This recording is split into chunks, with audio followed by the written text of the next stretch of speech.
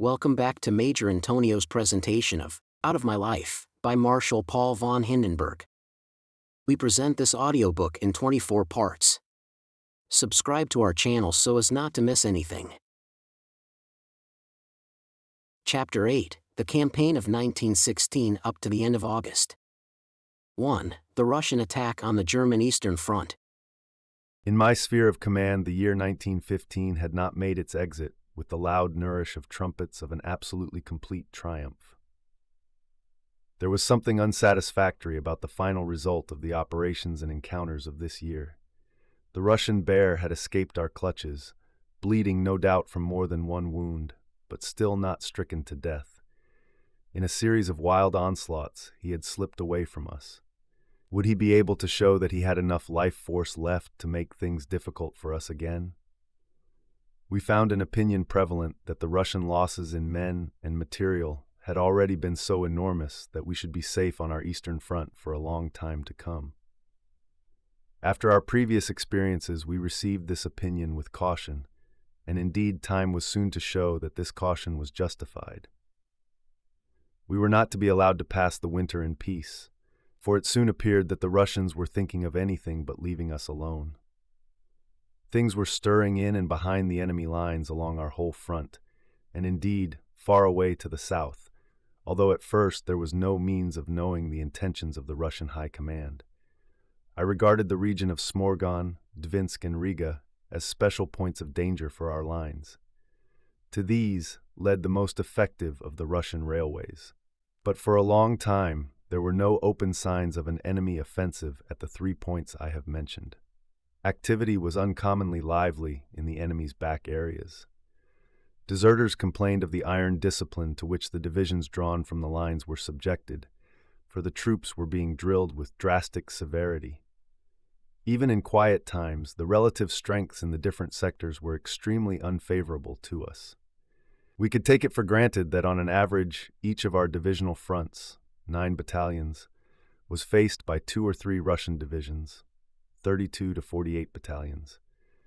Nothing could show more eloquently than these figures the enormous difference between the demands on the fortitude of our troops as against those on the enemy. Of course, this difference made itself felt to an extraordinary degree, not only in battle, but in the necessary daily duties and fatigues. To what an enormous scale had these duties mounted, thanks to the immense extension of the front. The construction of trench lines and roads, the erection of hutments, as well as the amount of work involved in supplying the troops with war material, food, timber, etc., made the word rest practically a mockery to both officers and men. Yet in spite of all this, the moral and health of the troops were remarkably good. If our medical services had not remained at the level they actually reached, we should not, on this account alone, have been able to carry on the war so long. Some day, when all the material available has been scientifically worked through, the achievements of our medical services will be revealed as a glorious testimony to German industry and devotion for a great purpose. Let us hope they will then be made available for common humanity. An unusual amount of activity began to be noticeable in the region of Lake Naroch and Postavi from the middle of February onwards. From the mass of intelligence which reached us, the enemy's preparations for an offensive at that point became more and more obvious. At first I had not believed that the Russians would really select for a great blow a point which lay far from their best railways, and further, gave their masses little room to deploy, and the subordinate commanders little chance of maneuvering, thanks to the nature of the ground. Coming events revealed to me the arrival of the improbable. As the Russian preparations proceeded, not one of us realized their enormous scale. We should never have believed that we should have to deal with the whole of the Russian forces, about 370 battalions, held ready in the region of Lake Naroch, with the 70-odd battalions which we had gradually collected there. Moreover, as is known from a publication which was based on our calculations, this comparison gives only an inexact picture. Firstly, because on both sides all the troops were not employed on the first day, and mainly because the Russian divisions did not attack the Germans simultaneously on a broad front, but concentrated in 2 powerful storming columns on the wings of von Hutier's corps. The more northerly of these put in 7 infantry and 2 cavalry divisions between Mosheki and Wilaty in the Postawi sector, which was manned by only 4 German divisions at first, while the southern, comprising 8 infantry divisions and the Ural Cossacks, tried to break through our barrier between Lakes Naroch and Wisniew, which was held by our 75th Reserve Division and the reinforced 9th Cavalry Division. So there were about 128 Russian against 19 German battalions. The Russian attack began on March 18th. After an artillery preparation, the violence of which had not previously been paralleled on the Eastern Front, the enemy columns hurled themselves at our thin lines like an unbroken wave. Yet it was in vain that the Russian batteries and machine guns drove their own infantry forward against the German lines, and in vain that enemy troops held in reserve mowed down their own first lines when these tried to withdraw and escape destruction from our fire. The Russian corpses were piled up in regular heaps before our front. The strain on the defense was certainly colossal. A thaw had set in and filled the trenches with melted snow, dissolved the breastworks, which had hitherto afforded some cover, into flowing mud, and turned the whole battlefield into a bottomless morass. In the icy water, the limbs of the men in the trenches became so swollen that they could hardly move, but there remained enough strength and resolution in these bodies to break the enemy onslaughts time and time again. Once more, all the Russian sacrifices were in vain, and from March 25th onwards, we could look confidently to our heroes at Lake Naroch. After the battle was over, the German Army Order of April 1st, 1916, in the production of which we cooperated, ran as follows. The following order of the Russian Commander-in-Chief on the Western Front of the 4th, 17th March, number 527, shows what a great objective these attacks were intended to reach. Troops of the Western Front, 6 months ago, fearfully weakened and with a small number of guns and but little small-arm ammunition, you arrested the advance of the enemy and took up your present positions after defeating his attempt to break through in the region of Molodechno. His Majesty and your homeland now expect a fresh deed of heroism from you, the driving of the enemy from the frontiers of the empire. When you start upon this high task tomorrow morning, trusting in your courage, your great devotion to the Tsar, and fervent love of country, I am convinced that you will do your sacred duty towards the Tsar and your fatherland, and release your brothers who sigh under the enemy's yoke. God help us in this holy task. Signed, Evert, Adjutant General. To anyone who knows the circumstances, it is certainly extraordinary that such an enterprise should be begun at a season of the year in which its execution might be faced with the greatest difficulties from day to day through the melting of the snow. The choice of this moment is therefore due far less to the free will of the Russian High Command than to pressure put upon it by some ally in distress. If the Russians try to explain officially that the present cessation of the attack is mainly due to the change in the weather, it is certainly only half the truth. The losses they have suffered in their heavy defeat are at least as much responsible as the soaked ground. At a conservative estimate, those losses are at least 140,000 men. It would be more accurate for the enemy commander to say that the great offensive has hitherto stuck fast, not only in marsh, but in marsh and blood. As my conclusion, I will take the following passage from a German officer's description of this spring battle. Not much more than a month after the Russian Tsar had paraded his storm troops on the Postavi front, Field Marshal von Hindenburg went to the front to thank his victorious regiments. At Cherniati and Komai, Yodauza, Swarani, and Kobilnik, only a few miles as the crow flies from the spot where the Tsar had held his review, the Field Marshal spoke to the delegates of the troops from the front and distributed the Iron Crosses. For one moment, Commander-in-Chief and grenade-thrower stood hand in hand, looking long and confidently into each other's eyes. The spring sun shone like a sun of victory over the Hindenburg front. That was my share in the Battle of Lake Naroch. 2. The Russian offensive against the Austro-Hungarian Eastern Front. Verdun. The name was continually on our lips in the East from the beginning of February in this year. We dare only mention it under our breaths and in secret. We pronounced the word in a tone which suggested both doubt and hesitation. And yet the idea of capturing Verdun was a good one. With Verdun in our hands, our position on the Western Front would be materially strengthened. It would once and for all remove the salient at our most sensitive point. Perhaps, too, the capture of the fortress would open up further strategic possibilities in the south and west. In my opinion, therefore, the importance of this fortress justified an attempt to take it. We had it in our power to break off the attack at any time if it appeared impossible to carry it through, or the sacrifices it exacted seemed to be too high. Moreover, had not the boldest and most improbable actions in attacks on fortresses succeeded brilliantly time after time in this war? After the end of February, the word Verdun was no longer uttered secretly, but loudly and joyfully. The name Duomo, like a beacon of German heroism, lit up the far distances of the east and raised the spirits even of those who were now looking with anxious care towards the development of events at Lake Narach. I must admit that the attack on Verdun was also a bitter disappointment for us, for the enterprise meant that the idea of a decision here in the east had been finally abandoned. As time went on, Verdun was spoken of in yet another tone.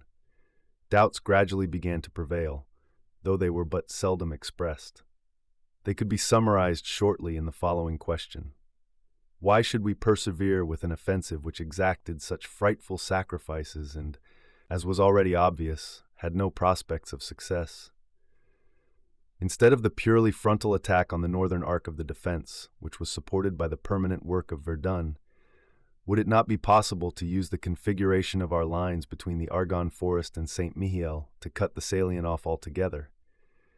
It must be left to the future and unprejudiced examination to say whether these questions were right. Another word followed Verdun, the word Italy, which was mentioned for the first time after the Battle of Lake Narach had ended. This name, too, was uttered with doubt, a doubt far greater and stronger than in the case of Verdun. Indeed, not so much a doubt as an anxious foreboding. The plan of an Austro-Hungarian attack on Italy was bold, and from that point of view had therefore a military claim to success. But what made the plan seem venturesome was our opinion of the instrument with which it was to be carried out. If the best Austro-Hungarian troops were sent against Italy, troops to which not only Austria and Hungary, but Germany as well, looked with pride and hope, what was left against Russia? Moreover, Russia had not been so badly beaten as was suspected at the end of 1915. At Lake Narach, the immense determination of the Russian masses had again revealed itself in a fury and impetus, compared with which the Austro-Hungarian units, many of them largely composed of Slav elements, had shown themselves even less effective than before. In spite of reports of victories in Italy, our anxiety increased from day to day. It was justified only too soon by the events which now occurred south of the Pripyat.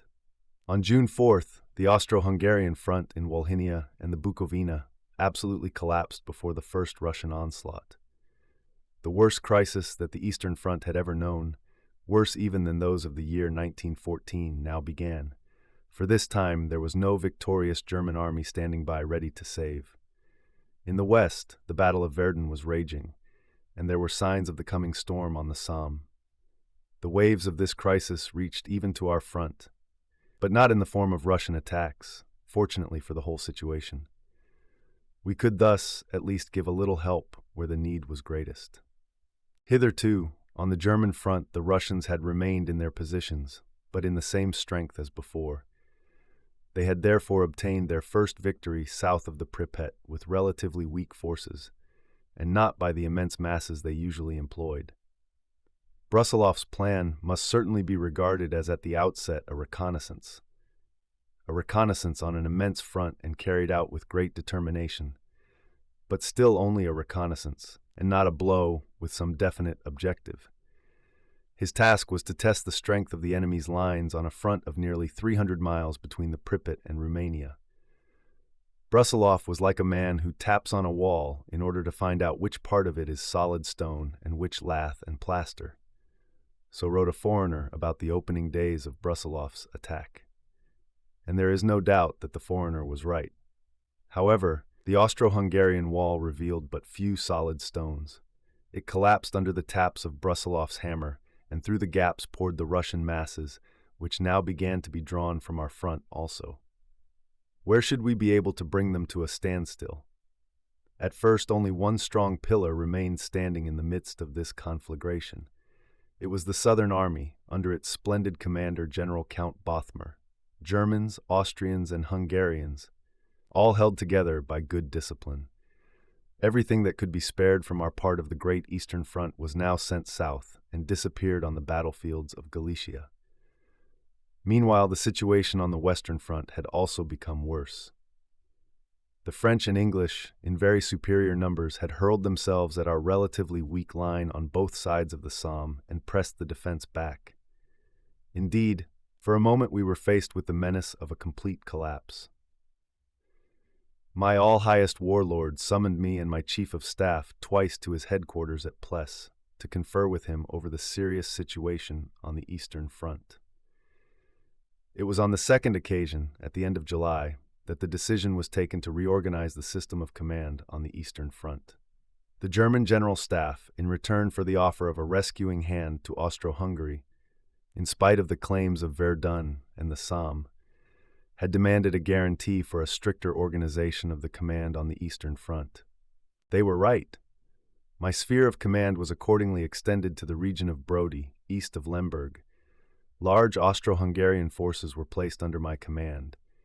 We visited the headquarters staffs of the armies newly assigned to us as soon as possible, and found among the Austro-Hungarian authorities perfect cordiality and ruthless criticism of their own weaknesses. I am bound to say that this knowledge was not always accompanied by the resolution to repair the damage that had been done. And yet, if ever an army needed one controlling and resolute will, and one single impulse, it was this army with its mixture of nationalities.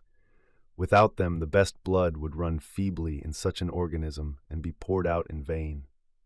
The extension of my sphere of command compelled me to transfer my headquarters to the south, to Brest-Litovsk. It was there that, on the morning of August 28th, I received a command from His Majesty the Emperor to go to his headquarters as soon as possible. The only reason the chief of the military cabinet gave me was this: the position is serious. I put down the receiver and thought of Verdun and Italy, Brussilov and the Austrian Eastern Front. Then of the news, Rumania has declared war on us. Strong nerves would be required. This concludes today's reading of Out of My Life, by Marshal Paul von Hindenburg. Join us also the day after tomorrow for the subsequent chapter, or download the entire audiobook from our webshop at intonio.net. Thank you for listening, and so long.